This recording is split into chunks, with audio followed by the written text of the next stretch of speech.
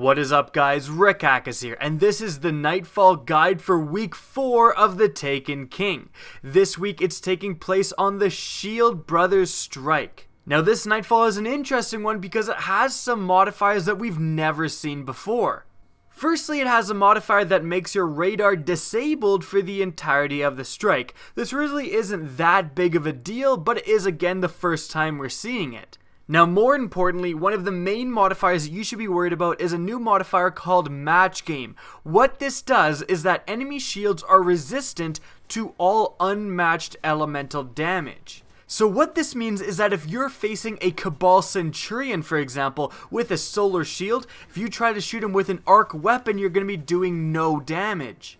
Now a lot of you are probably thinking, well, I guess then I better run one weapon of each different element so I can be covered in any encounter. And while this might certainly work, you gotta also remember that it says unmatched elemental damage. This actually makes kinetic weapons pretty good. If you can have a solid kinetic primary, for me, I ran with a 310 Jade Rabbit, that's also gonna do just fine against any sort of elemental shield. That will be doing obviously a little less damage because you're using a kinetic weapon against an elemental shield, but it will not trigger Match Game to activate and it won't be doing any less than it usually would.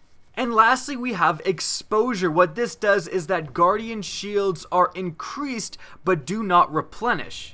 Exposure is an interesting one because it makes your Guardian very hard to kill. Your survivability is increased massively from when you first spawn into the game. The problem is again that you don't really replenish your shield, so once you get low, you stay low. Through my vast amount of time playing with Exposure active, especially in the Prison of Elders, I found that sometimes the best thing to do is simply die. This might sound a little weird, but essentially it works like this. Again, when you have full health, you have massive survivability, and when you're getting low, you just are delaying the inevitable. Sometimes the best thing to do is that when you get low on health, it's not really going to replenish, so go suicide. Take out your sword, pop your super, and just go ham with a shotgun or something and try to down a boss or try to kill a bunch of enemies and just die. Obviously, you want to communicate that you're doing this to your other two teammates, and then they can hopefully kind of stay alive and simply revive you. Upon reviving you, you're going to have full health again and full shields, and your survivability is going to be increased back to the maximum. And you'll sometimes see us doing that in this game. Exposure also makes Sunsinger Warlocks even more useful, as when you revive, again, you're going to be reviving with that massive health boost. Now let's get into the actual walkthrough of the Nightfall.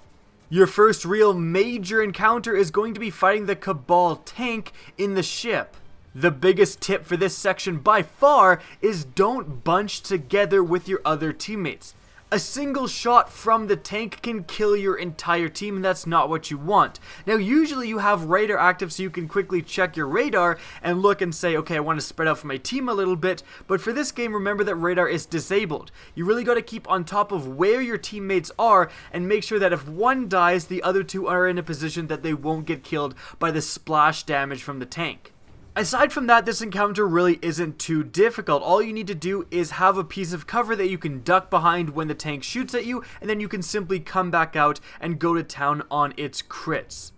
Obviously, powerful long-range guns are going to be great in this encounter, sniper rifles being the best, but also don't forget that your Sunbreaker Titan super does a hell of a lot of damage. Now, shortly after destroying the tank, you're going to face down some Taken. Interestingly enough, this is going to be the only time in the strike when you're not fighting Cabal.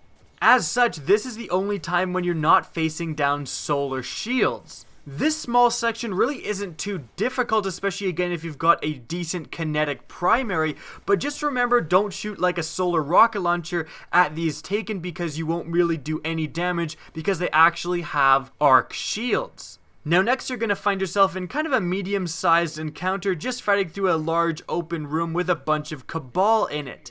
Now I'm sure a lot of you are used to, when you're running strikes, to simply push into this room along the left side, but again, you don't want to really do this because it is the Nightfall and you're killed a lot easier. Also, unnecessary damage sustained in this fight is going to make you weaker for when you fight the bosses. Again, pushing too far into this room along the left side, while it might be okay for the normal strike, in the Nightfall you have enemies spawning behind you. Remember, when you come to this room, there is enemies spawning almost completely behind you, down to the bottom right hand corner of the room. So pushing too far into this room, you're immediately going to find that you're getting shot at from behind. This can kind of cause some problems, so I would simply recommend engaging enemies from the doorway and not entering the room fully until you've killed quite a few enemies. Now next we're faced with the actual boss fight. Quick tip for you guys, if you're planning on popping 3 of coins to try to get exotics to drop, remember that you're going to actually have to pop 2 different ones, 1 for each boss, and you can actually get an exotic drop from the 3 of coins on each one of these different bosses. In any event, the fight is going to start with the melee focused of the 2 brothers. Now, right off the bat, this guy got a double kill in our team, not because of him, but simply because of an explosive barrel. You do want to watch out for these and try to shoot them at the very beginning of the encounter if you can, so they don't kill you like they killed me. About halfway through the fight, reinforcements are going to arrive and the area will flood with adds. At this point, you kind of want to ignore the boss and kill a few adds before going back to the boss. The reason being is that there simply isn't much cover in this arena. And as such, focusing too much on the boss and not enough on the adds will put you in a position where suddenly you're low health and you're being shot at from all angles and there's nowhere to hide and you'll simply die.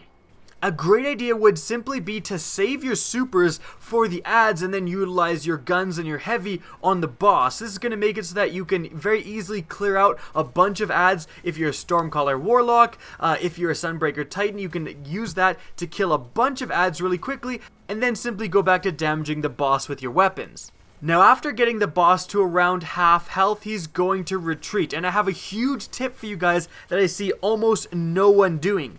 Don't do any extra damage.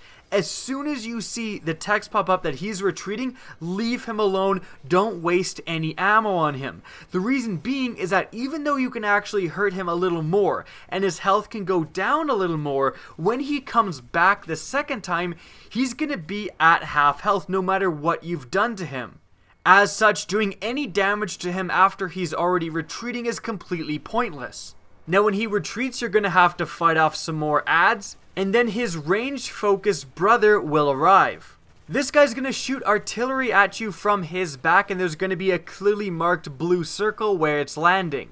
This is definitely not the fight to try to land 9 shots in a row on this guy with your black spindle. You're simply going to be killed by his artillery if you're standing still. In fact, shotguns are going to be one of the best weapons for this encounter because you can get a lot of damage on him and he actually doesn't melee you if you're within his proximity. You do, however, have to be aware that when he jumps from place to place, even though he's not actually going to be attacking you, he's actually going to be trying to get away from you. When he lands, he's going to do an area of effect damaging blast, and that can hurt you. So don't chase after him too much when he's jumping from position to position. Now, after hurting this boss and causing him to retreat and again dealing with adds along the way, you're going to have to face both bosses as they come out at the same time. You're going to want to focus at one boss at a time, and you're going to want to start with the melee focus boss. And the reason being is because this guy is jumping around the map and you're kind of fighting him as he moves around the map attacking you. This literally lends itself into avoiding the other boss's long-ranged attacks. He's not going to be able to hit you because you're going to be moving around the map fighting the melee boss. If you start in the opposite order and try to kill the long-ranged boss first, it can be a huge problem because while you're trying to kill him, the melee boss is going to be right on top of you. So focus on the melee boss, kill him first, and then shift your attention to the long-range boss, which is actually going to absorb some of the melee boss's power, so he will actually melee you now if you get too close. But usually you can kind of just stick to medium range distances and he won't aggressively go after you. He only melees you when you get too close, so maybe put away the shotguns and take out something like a fusion rifle. And that pretty much wraps up the tips for this week's Nightfall. I hope you guys enjoyed the video and I hope you get some better loot than I did. If you did enjoy the video, please remember to rate and share this video. It really helps me out. And if you want to see Destiny content similar to this, don't be afraid to slap that subscribe button.